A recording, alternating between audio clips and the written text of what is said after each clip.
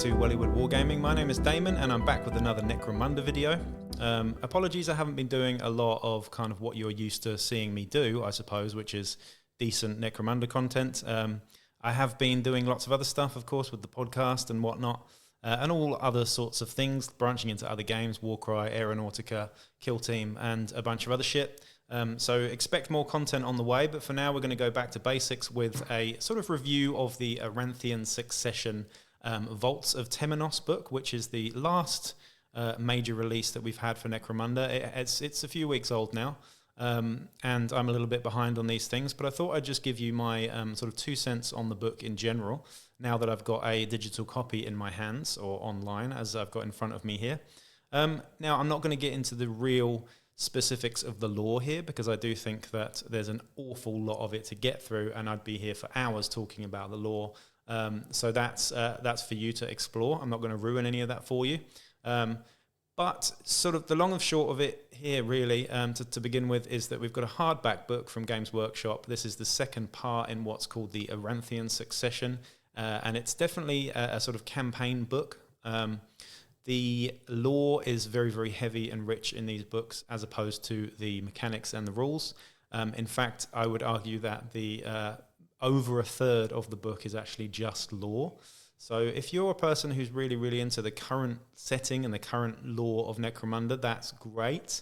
Not everybody is. I'm a bit more old school, and I must say that I don't find the new lore around the Aranthian Succession, if you know about it, particularly engaging for me personally, but I can understand why people do, if they do. Then this book is for you. But essentially, if you're new to Necromunda and you're not really sure where to start and whatnot, is this book essential? No, absolutely not. It's a campaign book. It it expands on a lot of the current lore that's going on in the universe for Necromunda at the moment, but it's certainly not a book that you'll actually need, unless, of course, you want to get it for those very small amounts of rules that are actually in it, and some of the mechanics for the new stuff that you do get in this book. Now, there's not a lot of it, I'm going to be honest. Like I said, over a third of the book. In fact, let me have a look at the amount of pages here. We've got a hardback book with 143 pages in it, which is not that big, but it's beautiful. There's some really nice artwork in it. Really nice artwork, actually, particularly the Cawdor stuff, I think, because I've always loved Cawdor myself. But there's a real emphasis on Cawdor and the Enforcers in this book, and I'm not going to explain why, but Cawdor and the Redemption feature a lot in the lore of this book, and so do the Enforcers and all this sort of, what's it called, House Helmor's sort of lore and everything in it. So what's going on is a rebellion, I suppose, between Lady Hera Helmor, who is the 13th daughter, I believe, of Gerontius Helmor, and she is sort of vying for control of Necromunda against the upstart Lady Credo, who we've got a model from Forge World. In fact, we've got models for both of these, actually. And the rules for Lady Helmor are in here, so we're going to go through those in a second as well.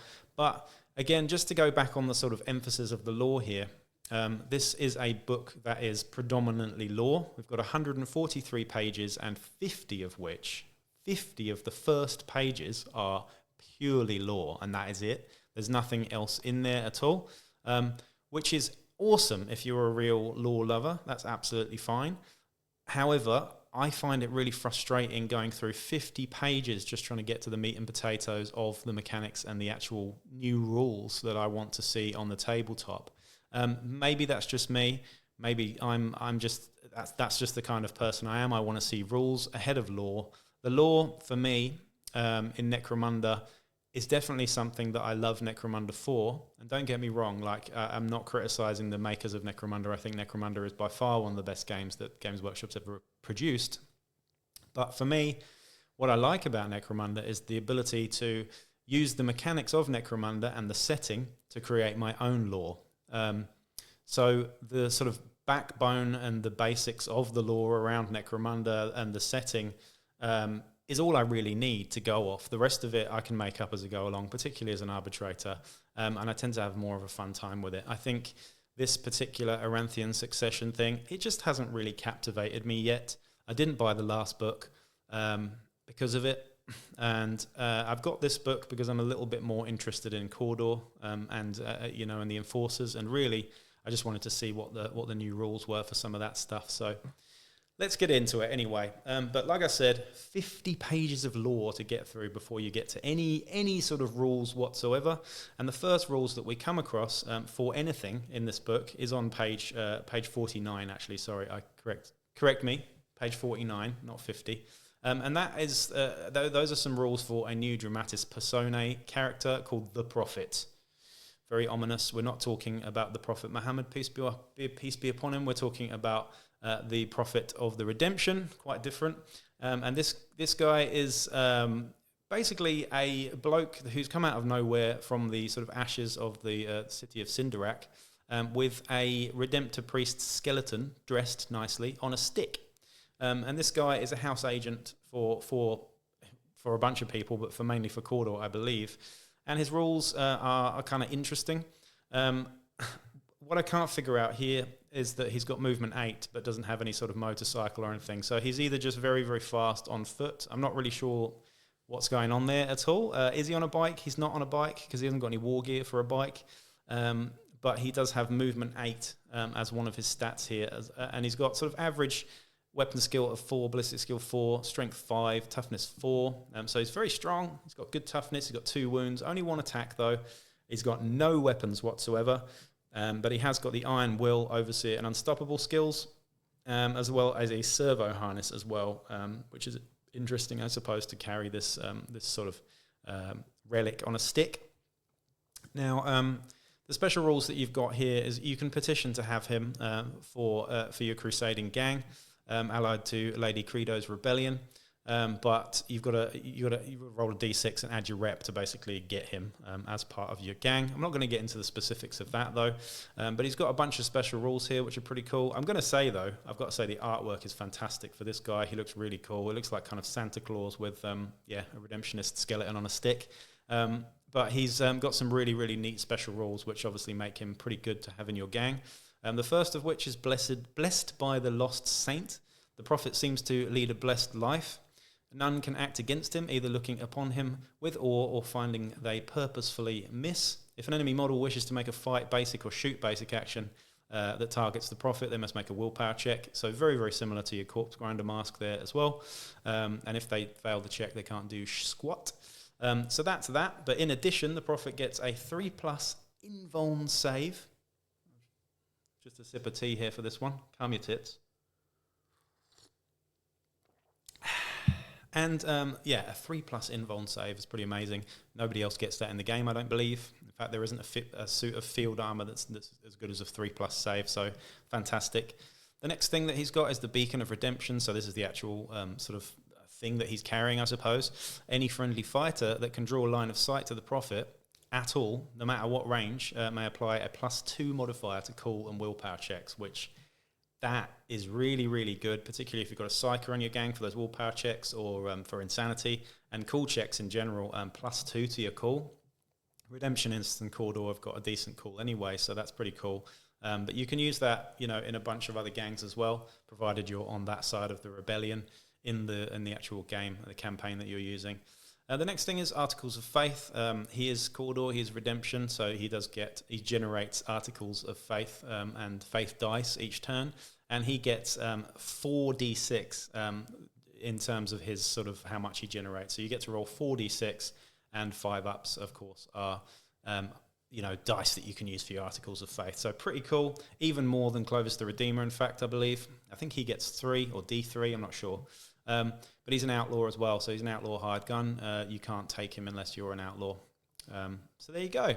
That is the first of the Dramatis Personae. This book is kind of like scattered a few of them around throughout the sort of rules here, but the next major thing that we're going to talk about here, and probably the most exciting thing that we've got in the entire book actually, is the Crusading gangs rule. So this entire book pretty much is based on a crusade of sorts, a pilgrimage through the wastes from, I believe, one of the hives to the other. Again, I kind of skimmed over the lore, if I'm honest, but that's kind of what we've got here.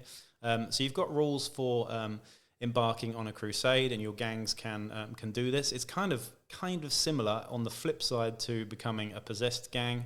Now, I've done a video on being possessed or being tainted by Genestealer seed as well. But the thing that you got here, instead of pledging to a Chaos God or the Four-Armed Emperor, you can pledge to one of the saints. Now, there are different saints in Necromunda, which is, you know, similar to sort of Catholicism. You've got a different saint for each, each different area. And I think there are 6 to 8 of these saints here, and they have tenets and sanctions. So you get boons and sort of downsides to aligning yourself with one of the saints. But generally speaking, they're more positive than they are negative to your gang. But one of your gang has to be the conduit to actually use the tenets and the sanctions as well. So we're not going to get into too much of the specifics around that, but as you can tell, that's pretty cool. It's pretty cool, fluffy sort of narrative stuff, particularly if you are a Cawdor gang. I think that really fits it really well. But yeah, the conduit himself or herself, when a gang pledges itself to the service of a saint, a single fighter within the gang becomes a conduit. It doesn't say that the fighter has to be... a random fighter with the gang hierarchy X rule who does not have either the sanction psyker or so they can't be a psyker, and they don't have to be a leader or a champion, so it can just be a gang fighter, which is pretty cool.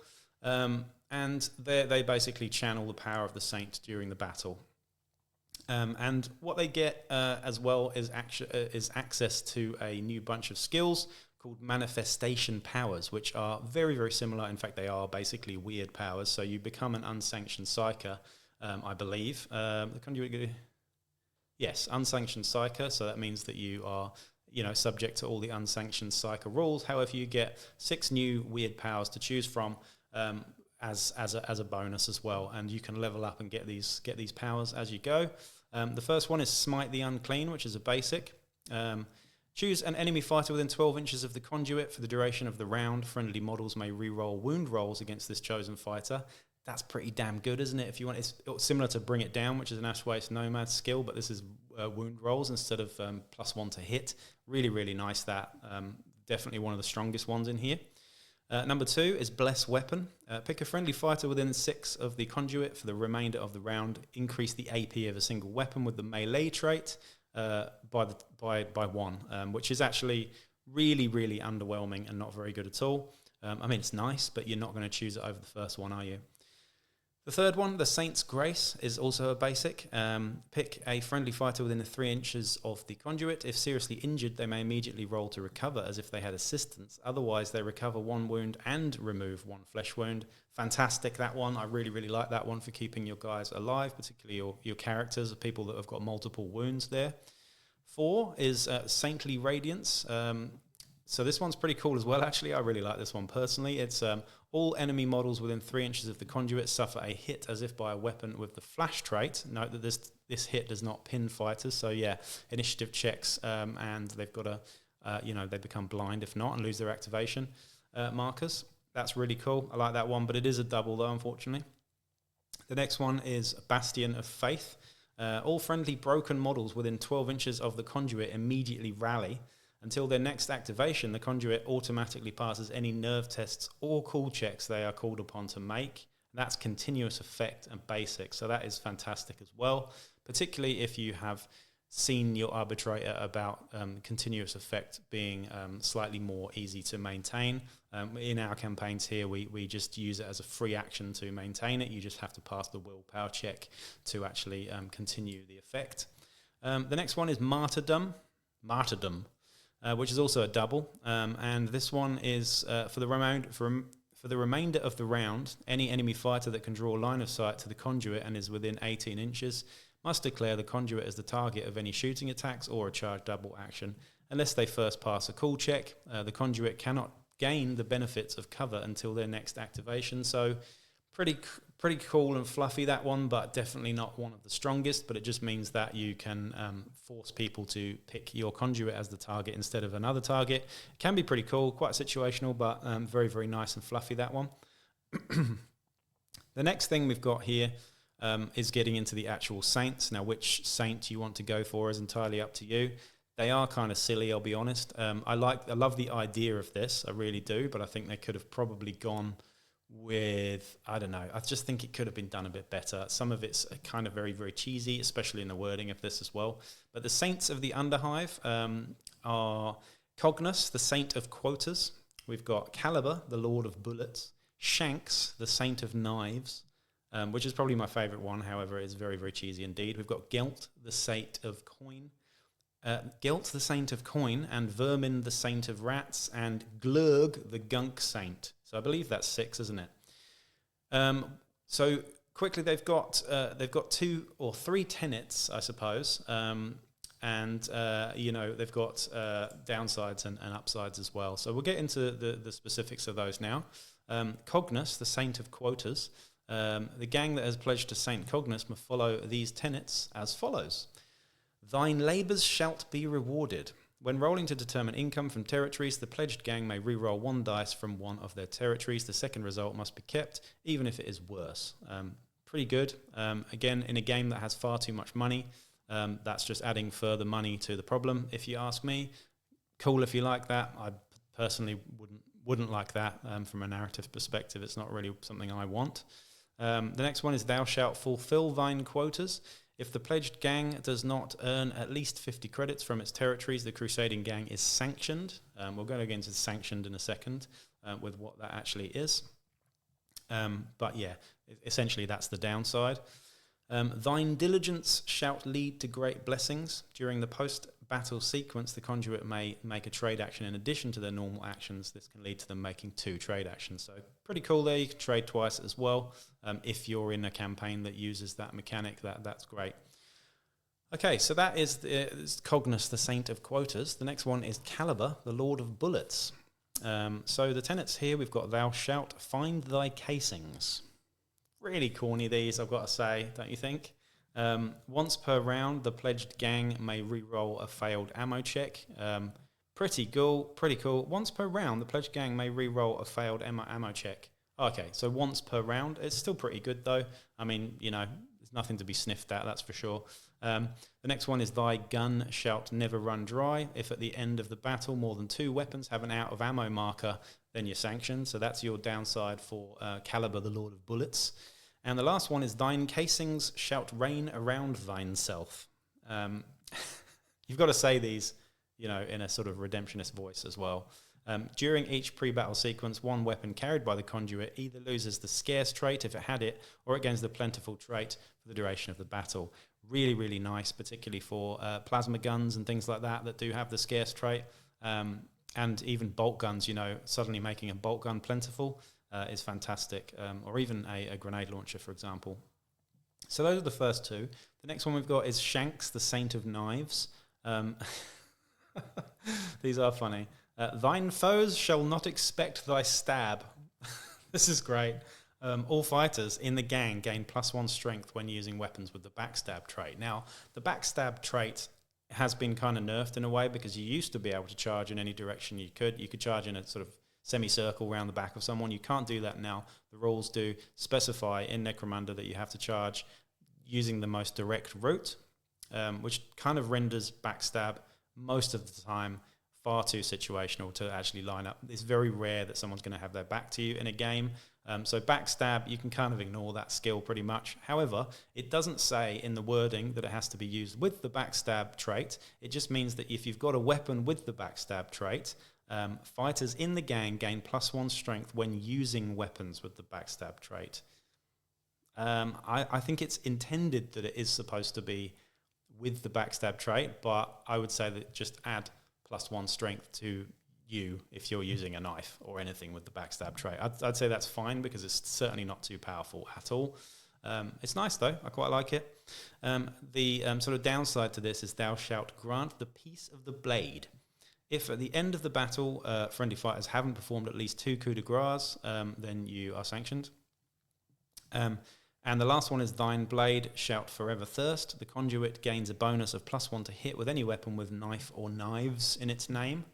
So there's only a few of those, that's for sure. But those are the first 3. I quite like that one though. It's very fluffy and funny. The next one is Gelt, the saint of coin. This, of course, just gives you more money and stuff, so it's a bit boring, but yeah. Thou shalt find value in all places. When rolling to determine the contents of a loot casket, you get an additional D3 times 10 credits. Pretty cool. If at the end of the post-battle sequence the gang has less than 100 credits in their stash, the Crusading gang is sanctioned. That was thou shalt maintain a reserve fund. And the last one was thine coin shalt be pure to spend.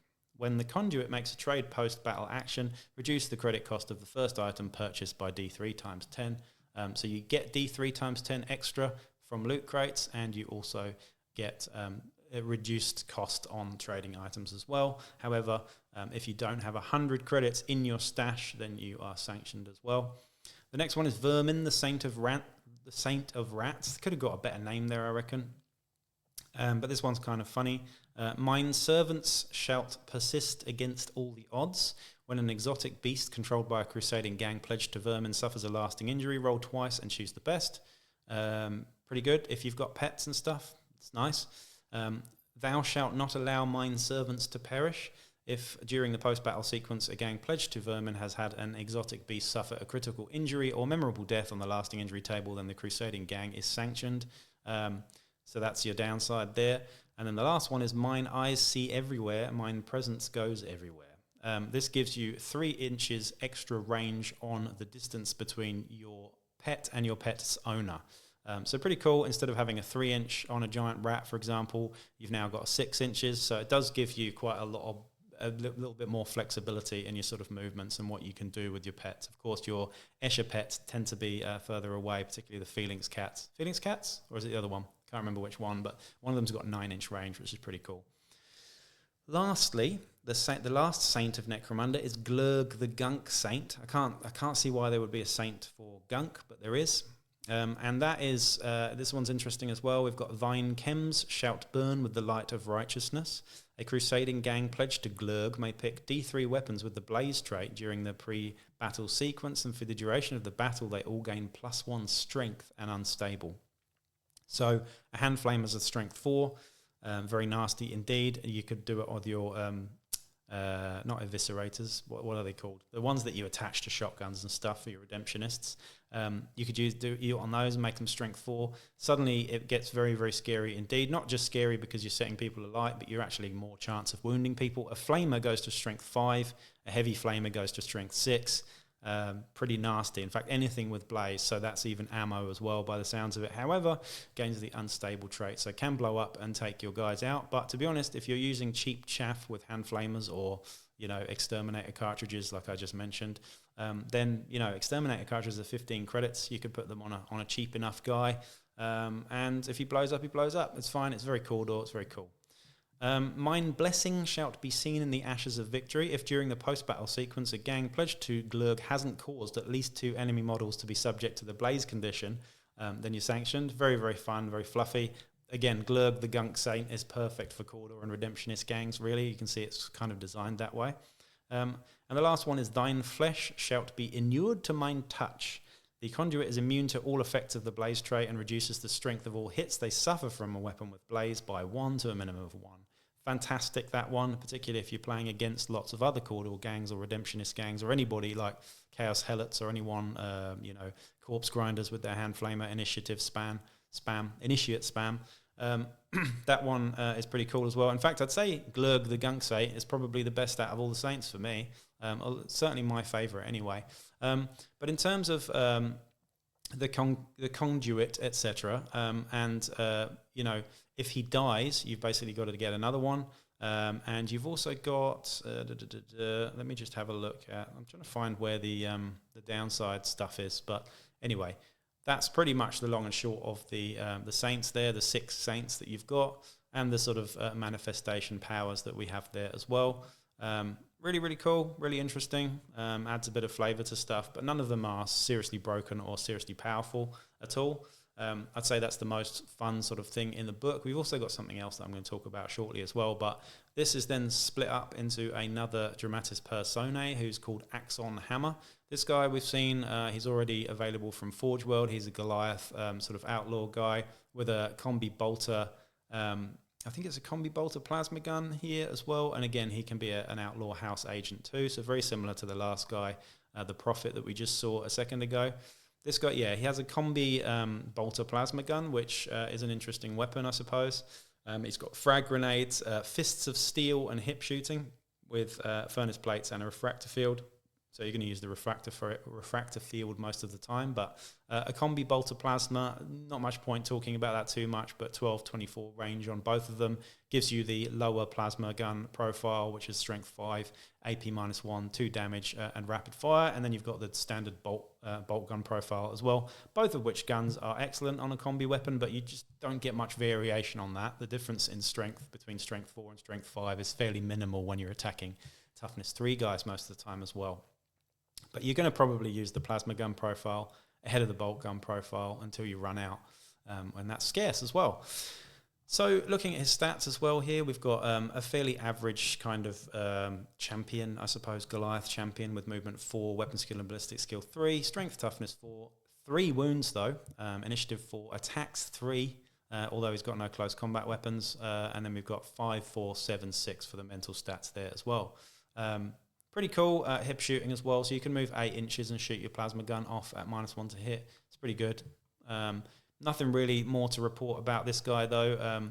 You've then got a whole different sort of section of stuff on the campaign. So the Succession Campaign Part 2, Road to Temenos is the sort of campaign rules here. And they're pretty similar to how it was before. You've got a whole bunch of new stuff in terms of sort of gang composition and whatnot, and you can carry on your gang from the previous part of the campaign, the Aranthian Succession Part 1. You can carry on and use them through this as well. And basically, you've got to choose a side. So you've really got to pick a side. Well, you can choose to be unaligned here, but eventually, at some point during the campaign, pretty soon, you have to choose a side, whether you're going to be rebels or Empire, pretty much. So the House Helmore, so siding with Lady Hera Helmore or siding with Lady Credo, you're going to have to pick at some point. And you get benefits for whichever one you're aligned with. If you're aligned with the Imperial House, you get to use Scrutinator Primus Surveillance, who is the cop lady with a doggo. She's pretty cool, nice miniature, but not particularly good in the game. We've then got Lady Hera herself, who you can use as a house agent there as well, if you're lucky. On a 4+, in fact, they join your gang, so on a 50-50, they join your gang. I don't really like how that's just a 50-50 roll. I feel like maybe the gang with lower gang rating or something should get them or something, just to sort of balance things out a little bit. Otherwise, it's going to be very swingy indeed. And you also get more money as well by aligning with the Imperial House too. And Axon Hammer, he's available for the Imperial House as well. Benefits of being unaligned, which means that you're choosing neither. You get to use Durgan Killfist, Cal Jericho, and Ashwood Stranger. Cal Jericho and the Ashwood Stranger are two of the best Dramatis Personae in the game. Cal Jericho, I would say, is the best Dramatis Personae in the game. He's fantastic. You'll know about him if you've read any of the books. Cal is awesome, and just such an awesome miniature as well, and also plastic, not from Forge World, so quite rare on that one. The Ashwood Stranger is also equally cool with his 2 pistols and quick draw and whatnot. Very cool indeed. And you get Durgan Killfist, who we're going to go into a little bit later. Horrible model, horrible name, can't stand it. You might love it. I can't do it. Just can't even look at it. If you're with Lady Credo's Rebellion, then you can obviously get Lady Credo, and the emissaries that you get with her is Aethera and Styx, which is the sort of the Escher chick with the carapace armor and the axe with the little blue baby that is by her side. Really cool model. And you also get the Prophet as well, who's also aligned with Lady Credo too. Those are your sort of benefits and whatnot of those 3. But generally speaking, I think it does say here that you've got to, during the post-battle sequence, the gang may choose to align themselves with either Lady Credo's Rebellion or the Imperial House. If the gang only controls a gang relic, then they must choose to align themselves with one of the factions. So you're quite likely to have to align with either the Imperial House or the Rebellion if you choose that unaligned one there as well. So, moving on to the next thing, this is really cool. This is the main sort of mechanic behind the whole part of this campaign, actually. The campaign itself is very similar to the last one. It's also very similar to the Dominion campaign. and a lot of the other campaigns that you've got so far. Instead of resources, instead of territories and stuff, however, we have relics. Now, relics, you have to hunt for relics. Depends on the amount of players that you've got in the campaign, but say, for example, you've got 8 players in your campaign, you would generate 24 relics on this little table here. If you've only got 4 people in your campaign, you'd have 12 relics and so on. And you can make a deck of cards to assign them to each relic in the game, and you can also make your own custom relics as well, but I'm not going to get into the specifics of that too much. And then you've got some, custom scenarios and narrative scenarios to go along with this as well. And that's pretty much it. Again, I don't want to get into the actual campaign too much because I can do a separate video on the campaign mechanics at some point. But generally speaking, it's very, very similar to all of the campaigns that we've seen before. However, in place of those territories, in place of those other resources and whatnot that you've got from the Outlander campaign, we instead have relics. And each relic has its own sort of thing. It's very similar to the other one, Law and Misrule campaign, where you've got rackets as well. The next thing we've got here is Durgan Killfist that I mentioned earlier. This guy is just an awful miniature. I can't stand the artwork in here either. No offense to whoever did the artwork, but it's just terrible. I can't stand it. I don't know what it is. This guy's just got a giant meat tenderizer on the end of his hand and just looks really, really ugly.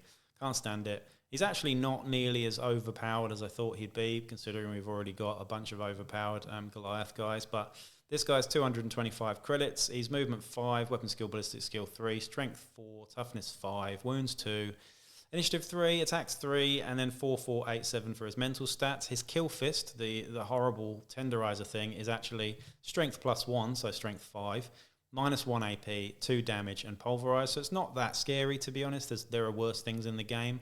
The other thing he's got is something called Cruncher, which is like Skeletor's head on a stick. It's got a 2-inch versatile, which is very tasty indeed, especially when he's movement 5. So you've got 7-inch threat range there. 7, possibly 10-inch threat range on the charge, which is pretty good. That one's +2 strength as well. So technically strength 6, wounding toughness 3 guys on 2s, which is very nice. It's only 1 damage, however. It does have knockback and concussion, which is kind of cool as well. We've also got frag grenades there, and he's strength 4, so he's throwing them pretty far. Inspirational, unstoppable, and furnace plates there as well. So no fancy armor, but he's pretty tough, pretty hard to kill. He's only got 2 wounds though, but he is toughness 5. And that's Durgan Killfist. Terrible, terrible name. Terrible miniature, terrible artwork. I'm sorry, but I just don't like it at all. The next thing in the book is several blank pages, which this book likes to do nicely. In fact, I've noticed this in a few Necromunda books, is that there are quite a few blank pages. In fact, I think there are quite a few blank pages at the back as well, with just sort of black and white cityscape, sort of ash waste looking artwork there too. But yeah, the next thing we're going to talk about quickly is the Necromunda Reliquary and the Ministorum categories that we've got for the relics.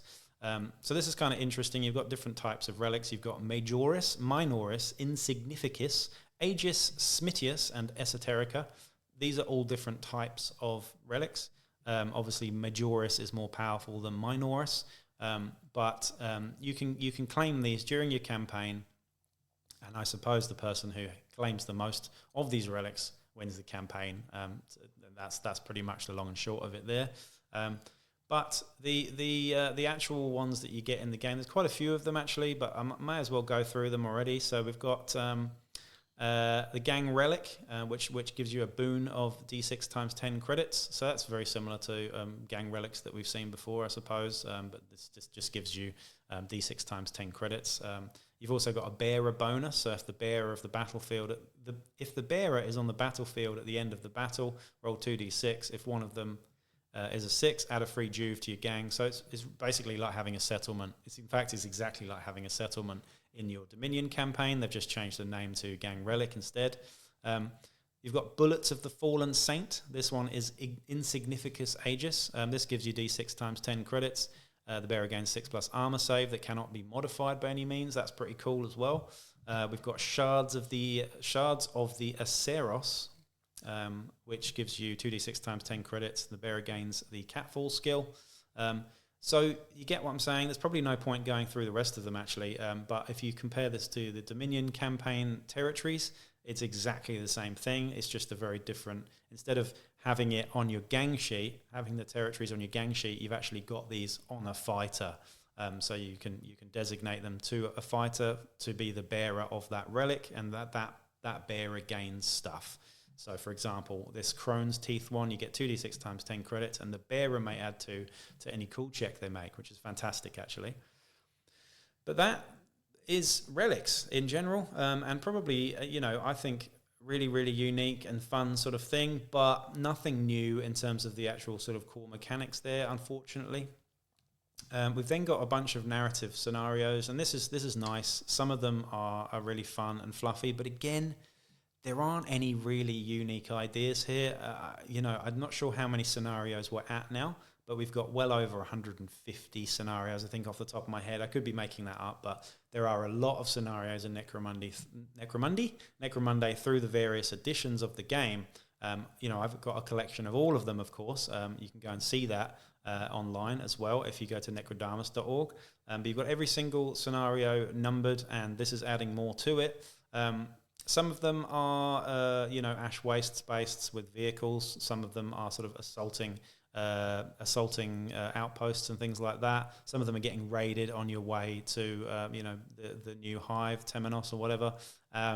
And generally, they're all nice and fluffy, and it gives you suggestions on how you should play these. We suggest that one of these gangs is Cawdor and the other one is Ashwaste Nomads, for example. It's really cool, and I'll probably do some of these as battle reports at some point, just to give narrative spin on things. I think it's really nice, but in terms of the actual mechanics of these scenarios, there is nothing new here. That I can see, there is nothing new here at all. So that's pretty much that. We've got Pilgrimage Assault. That's the one I was kind of talking about. We've got nomads attacking a convoy of Cawdor, and all the Cawdor. It says you're giving the Cawdor a bunch of walkers. You've got rules for the Scrutinator Primus Surveillant after that. Now the rules for her have already been out for ages. I think they might have even been in the Book of Judgment. Correct me if I'm wrong, but I think they were. She's a Forge World model. They haven't changed the rules at all. She's just I think she's a Psychic Null, actually. She's got your 6 as a skill and a stub gun with executioner rounds, but she's also got a Doggo, which is really cool, and a Cyber Mastiff. Very cool indeed, and that's sort of wedged between some more scenarios. Death in the Plaza. Sorry, I'm just scrolling through as many of these as I can. Race to the Vault. Quite a lot of scenarios here. Daring Rescue, and you're supposed to play through these in the campaign just to really get into the actual campaign fluff, I suppose. Now, the next thing we've got is the Cawdor specific road crew. So we've got Cawdor Road Preacher Crew, and they are 30 credits, and these are the guys that you recruit to drive your vehicles. Not your walkers that we're going to be talking about in a second, but your actual normal vehicles, if you've got any, for your Cawdor gang. They're 30 credits, these guys, and they're slightly different to a Scum Racer in that their mental stats are better. So they've got a leadership 7, a call of 7, a willpower of 7, and an intelligence of 7 with a ballistic skill of 4+. So their mental stats are 1 better than a Scum Racer. Pretty cool. And they also have the pious rule that your Cawdor guys get as well, which is pretty cool. Once per game, I believe it is, you can, when you roll natural double ones on your cool checks, you can immediately re-roll the cool check. Nice little thing. It never comes up, but it's nice to have. And when it does come up, you probably forget about it as well. But it's there. And you've also got, they generate articles of faith as well. In fact, hang on. One of the faithful, if this model is neither wrecked nor broken during the end phase, this model generates faith dice as if they were a ganger. Additionally, this model may not be affected by an article of faith. Okay, cool. And they get shooting and driving as their primary, with leadership and Savant as their secondary skills there as well. And they've got a bunch of equipment, pretty much the same sort of stuff. You can just give them a vehicle, so you can give them a Ridge Runner, Rock Grinder, Wolf Quad, or a custom vehicle. You know what to do with all that stuff, it's fine. The really cool thing here, though, is you don't just get Cawdor drivers, you get Redemptionist drivers. Excuse me, I just burped. It's this tea that I'm drinking here. Calm your tits.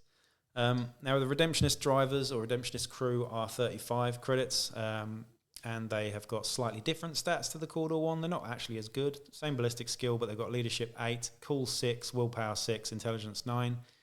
Actually, I think the cool and willpower being slightly better and the intelligence and leadership being slightly worse means that the Redemptionist crew actually would be slightly better than the Cawdor crew, because I'd say you're probably going to make more cool checks and willpower checks in the game than you are intelligence and leadership.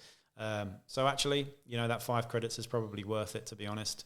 Yeah, they get the special rule Fanatical, which is if this model rolls a natural double 1 on their cool check when making a nerve test, they can immediately re-roll that one as well. Pretty cool as well, and they also generate faith dice in the same way as before, and get the same access to skills as well, with the same equipment lists there too.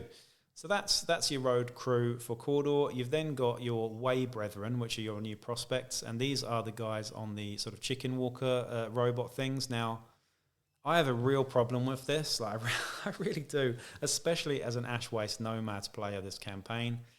I've got these Helamites, and I've got to say, when Helamites came out, they were really exciting. They were really cool. They were fast. You could do drive-bys and slash people with your big chain glaives and things like that, and they were great. However, these Cawdor Way Brethren have suddenly got a cobbled together robot pair of legs that they sit on the back of.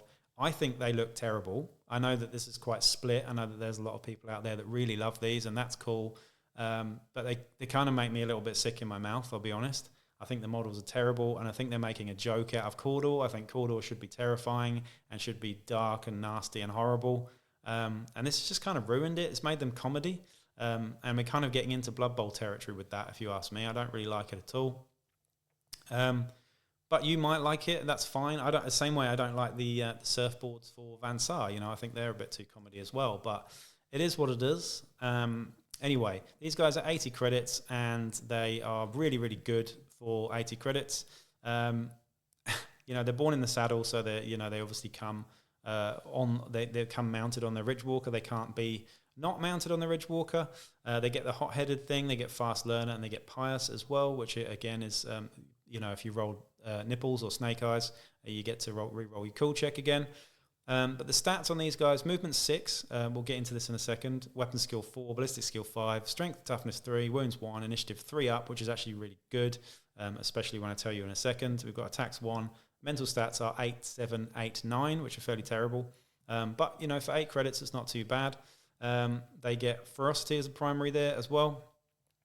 And they get access to the walker. Where are the rules for the walker? Can't actually see them here at all. But we'll get into that in a second when I find it. But I'm pretty sure off the top of my head that the walker gives them +3 movement. So they're movement 9, which means they're faster than a giant flea, even though they are a bunch of scrap metal cobbled together with 2 legs. For some reason, that's as fast or faster than a dirt bike and a giant flea with 4 legs.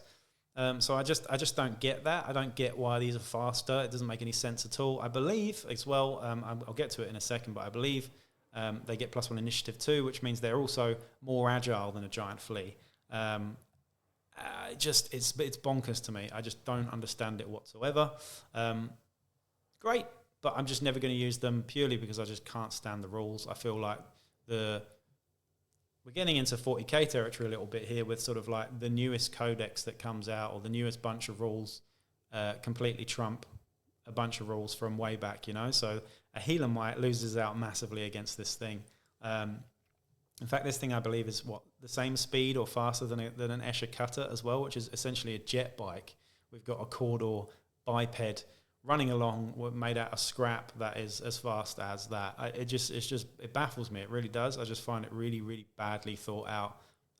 Poor choice of rules there. I think they could have done something really fun here, and they didn't. They could have done Cawdor guys on horses, would have made a lot more sense, like sort of knights. I would have liked that, but these just look shit. Rules are shit. Can't stand them. Sorry guys, but it is what it is. Now, they can get various weapons, and some of those are unique weapons. What I do like here is the addition of a hand crossbow, which is pretty cool. This is a new weapon. It's only 10 credits. We've got reclaimed auto pistols, stub guns as well, auto guns, and Cawdor chargers. Cawdor chargers are kind of like lancers. pretty much. You've got a blunderbuss 1, you've got an auto gun 1, and you've got a flamer 1. You've also got sawn-off shotguns as well. Axes, flails, fighting knives, frag lance, crack lance, mauls, and stun lances as well. Stun lance, that's cool. Bunch of grenades, some armor, some personal equipment. That's basically it. We'll get into what some of the weapon stats for the new weapons are in a second. We've got rules for the hard case Cyber Mastiff here, which we've seen before as well, but it just officially gives you rules for hard case Cyber Mastiffs for your Enforcer gangs, which is pretty cool. They are the best pet in the game, I believe, off the top of my head. Toughness 4. They've got a bunch of nice special rules, but we won't go into that too much, but they're far, far, far superior to the normal Cyber Doggos. However, I believe 130 credits, I think that's more expensive than they were. Correct me if I'm wrong. I think they were about 80 credits before. So at least now they've been costed correctly, because I think they were too cheap before. I think they were 80 credits. Could be wrong there, but there you go. Pretty good. You've then got rules for the Enforcer Sanctioner Pattern Automata. Now this is quite a derpy looking miniature. I quite like it, if I'm honest. There's a lot of people that really don't like this miniature. It is plastic, so you can get a plastic set from Games Workshop. Excuse me. And it's 205 credits. Now, when you're looking at a brute, you kind of have to compare brutes to ambots, because ambots are kind of like the benchmark in decent, nice, good brute that's available for everybody. This thing is nowhere near as good as an ambot at all. Here are the stats. It's got movement 5, so it's faster than an ambot. Weapon skill 4. Ballistic skill 4. Strength 4, which is lower than an ambot. Toughness 5. Wounds 3. Initiative 5. Attacks 2. And then 8, 7, 6, 9 for the mental stats there. Quite nice low willpower. I mean, high willpower, should I say. Pretty good, that. And that's pretty much it. It's got a couple of special rules which make it kind of cool. And you can upgrade it as well to have grenades, choke, scare, smoke, stun, and you can also upgrade its light carapace to heavy carapace as well. But you've also got automated repair systems during the recovery or restart step of the end phase. Do not roll if this fighter recovers from being seriously injured. It automatically recovers as if a flesh wound has been rolled on the injury dice. That's really, really nice. That's a really strong thing, but nowhere near as strong as having Infiltrate on an ambot, I must say.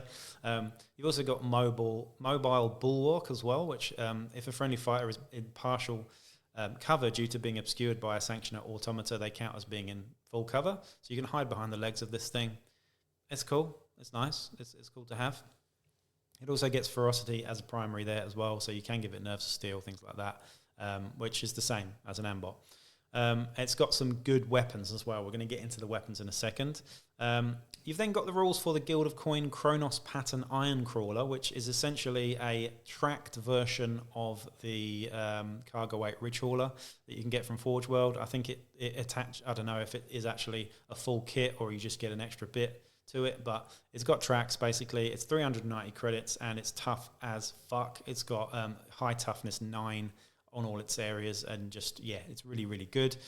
Loads of weapon hard points and fire points and whatnot as well. But I'm not going to get into that one too much either. You've then got your Corridor Vehicle Gang Tactics. So there's a card deck for Corridor Vehicle Tactics like there is for all of the other gangs so far. You've got Vehicle Tactics decks. You don't need to buy these. They're in the book. So you can just roll a D66 on those, or you can just select them depending on how you're doing it. Then got a nice page artwork for the Ashwood Stranger there. And a little bit more stuff on alliances, benefits and drawbacks of your alliances. And this one's really, really cool. There is a new alliance that you can get, and that is the Enforcer Bodyguards. And it's pretty cool, actually. So I love the alliance stuff in this. And this is Palanite Companions. You get 2 of these guys. They're movement 5, weapon skill 4, ballistic skill 3, so quite good at shooting. Strength, toughness 3, wounds 2, initiative 4, attacks 1, and then 5, 6, 6, 7 for their mental stats. These guys are pretty cool. It's an Enforcer Bodyguard delegation, so you could totally use these as a outcast gang leadership group, which is quite cool. Neither of which is particularly powerful for a leader, but they both come with some really nice equipment. There is, however, no costing for them here, that I can see. So I'm not actually sure how much they would cost you, but you can totally do it. You've got the stats for it, so you could totally make them an outcast, delegation-led gang, hierarchy, I suppose. Now they've got a bunch of extra stuff. So they've got Helmor's Protectors as one rule during the pre-battle sequence. After the choose cruise step, the Palanite companions are assigned to protect a fighter of the allied gang's choosing. So they're your bodyguards, basically. They've also got a band apart, so they only ever go out cold. They never die, which is pretty cool. Just they treat any injury or lasting injury or death as an out cold result. And they've also got something called Here to Help. So unlike other fighters, Enforcer bodyguards are not counted during the choose cruise step, so you get them on top of your gang as well if they are an alliance to your gang. We've got Peerless Bodyguards, which is another special rule here. If the fighter the Palanite companions are assigned to is hit by a ranged attack, the controlling player may choose to transfer the hit and all its effects onto a Palanite companion within 2 inches, exactly the same as your flying babies for the Redemptionists there as well. And they also have some special equipment that they come with. They come with a stub gun and a disintegration gun. Yes, a disintegration gun. They're really, really good. But I'm going to get into that in a second. Really scary, and that's the reason why you're going to take these guys, is the disintegration gun. So, and that's it. They get layered flak armor and an armored undersuit and magnicals, like a lot of Palanites do. And they come with Overwatch and Fearsome, which is quite cool as well. Fearsome meaning you're having to take a willpower check to charge them and fight them. And, Overwatch meaning that you can disintegrate fools. And the picture actually for this guy is awesome. He's like a Palanite with a fur coat on and a big Mohican. Interesting. But that's that. We've then got a couple of blank pages and some images for those awful Cawdor chicken walkers, and of course Axon Hammer there as well. A few pictures from Beast Masters and things like that too. But let's get into the new weapons, because this is what I really want to talk about. New weapons, new rules is what I really like and enjoy talking about here. So we've got the Cawdor Chargers first up. These are lances with weapons attached. So very, very similar to your blunder poles and things like that. You've got a very similar thing here. We've got a charger with an auto gun. The lance part of it is a 2-inch versatile, +1 strength, lance and melee and unwieldy and versatile. So that's really all you get. We've then got a Cawdor Charger with a blunderbuss attached to it. We've got a Cawdor Charger with a flamer attached to it. That's pretty straightforward, right? Then we've got the hand crossbow, which is a 10 credit weapon. It's got an 8 to 12 inch range at +1 to hit at short range. It's strength 3, damage 1, 6 plus ammo, which is not very good, but plentiful. It's also got sidearm, so you can use it in combat, and it's got silent as well. I really like that. For 10 credits, yeah, why not? It's cool. It's not very good, but it's nice and fluffy. Can't wait to see what they look like, actually, as well, because I don't think I've seen one yet. That's that for the pistols. For the special weapons, here's where we get things... here's where we get really interesting. We've got the disintegration gun, which I mentioned before. I'm quite excited about this weapon, but is it too good? Probably. Now, a short range of 8 inches and a long range of 24 inches. So same as your sort of, your las guns, your auto guns, your bolt guns, your plasma guns. This is a special weapon though, by the way. It's got -1 to hit at long range, however. So at 24 inches, you're hitting at -1, so a 4 up with those Palanites, which is not too bad at all. It's strength 5, so the same as a plasma gun. It's -3 AP. -3 AP. So that's going through carapace armor very, very easily indeed. It's fucking nasty, really. You've also got damage 2, so the same as a plasma gun or a bolt gun. It's rapid fire as well, so the same as a plasma gun or a bolt gun. It's also got a 6-up ammo, so the same as a bolt gun. It's also scarce, unfortunately, but it has the Sever trait. Now, Sever is really, really nasty. If you reduce a fighter to less than 1 wound, it's an automatic out of action. So when you've got rapid fire and -3 AP and 2 damage and strength 5, that's quite likely. Very nasty indeed. I'd like to use that weapon. I'm looking forward to using it, I must say. Heavy weapons. Now, this is interesting. We've got a concussion cannon. 9-inch short range, 18-inch long range. This is for your automata, by the way. +1 short range, to hit. We've got strength 4, -1 AP, 2 damage, 3-inch blast, concussion, knockback, seismic. Pretty good. I like that a lot. We've got the SLHG pattern assault ram sledgehammer. We've seen those before. It's exactly the same stats that you get with your Palanites, or should I say the subjugators, I believe. Is it subjugators? No, it's Palanites. Is it subjugators or is it Palanites? I don't know. One of them gets it. We've then got close combat weapons. So the frag lance, you have 2 different profiles, primed and spent, whether it's been used or not. Excuse me, I need a sip of tea. Right, so frag lance. We've got frag lance, crack lance, and I believe stun lance. The lance profile is the same as I mentioned before. So if it's spent, it's +1 strength, it's 2-inch versatile. +1 to hit at short range, 2-inch versatile, same as your strength, 1 damage, lance, melee, versatile. So same as before with your chargers. However, the primed frag lance is a 2-inch, +1 to hit, strength 4, -1 AP, blast 3-inch, and lance bomb as its special rules, which is kind of cool. It's also got knockback as well. I like the idea of the frag lance, I must say, just hate what it's on. You've then got a crack lance, which of course is the crack version of it. It's strength 6, -2 AP, and 3 damage. It's also lance bomb as well. We've then got the stun lance as well, which has where is it? Strength 2, -1 AP, blast 3 inches, lance bomb, concussion. So that's that one. After that, we've got the Pacifier Assault Claw, which is a terrible name as well. Pacifier, it sounds like a giant dummy.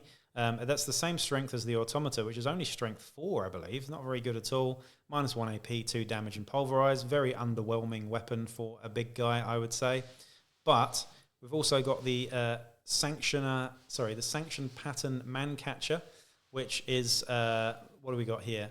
We've got the melee version of it, which is normal strength, -1 AP and 1 damage with entangle, which means it can't be, can't be parried. And then we've got the ranged version of it, which is a web gun. So exactly the same as a web gun. It's template, strength 5, 5+ ammo, silent, template, and web. Very scary indeed, especially on a big, moving, mobile fortress like that guy. That's my favourite weapon on it, I must say. Very nice indeed. Now we've got a few, right at the very end here, we've got a little bit of armour and some more equipment, but none of it, I believe, is new. Let's just have a look. I don't think there's anything new there. That is pretty much the entirety of the book, I believe. Just going through it a little bit here just to see. You can hear my cat taking a shit in the background and making a lot of noise. Yeah, sorry about that. That's the cat. That's one of my cats anyway, I'll be honest. We actually lost our other cat. It's been 8 or 9 nights now, and my favourite cat, my favourite pet ever, has gone and hasn't come back. And I'm absolutely gutted. So that's partly why I haven't been so productive on the videos lately, I'll be honest. It is what it is. But yeah, losing a pet is always like losing a family member, unfortunately. It's pretty devastating. But anyway, on the upside, we've got Lance Bomb. That's the stat. That's the trait that I wanted to look at here. The first successful hit scored by this weapon. Each battle is resolved using the primed profile. All subsequent hits are resolved using the spent profile. So that was pretty obvious, really. It's a one shot for those. Are there any new traits other than that? I don't think so. Just looking through it quickly, we've got Sever in there. Like I said, you've got Sever on the Wasp face, and then a whole shitload of blank pages at the very end of the book. So that's that. You can still hear my cat shitting in the background, and that's going to ruin the end of the video, but it is what it is. Pebbles, shut up.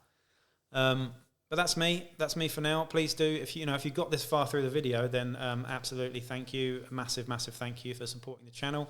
Please do consider joining Patreon as well. And stay tuned for our next podcast as well, which is going to be coming out. We're going to be recording it next week, and it's going to be coming out next month, sort of towards the end of the month, I suppose. And if you'd like to help out at all, then please do consider donating to the channel. If you'd like to sponsor us at all, if you've got a brand or some terrain or whatever, just get in touch at wellywoodwargaming@gmail.com. If you've got any questions that you want answered, if you've got any sort of content that you'd like us to focus on, do comment down below and I'll get onto it. The life and hobby balance at the moment has been a bit tricky, I'll be honest, but I'm going to get back onto it with lots more videos really soon, I promise. In the meantime, though, that's it for now. So peace out.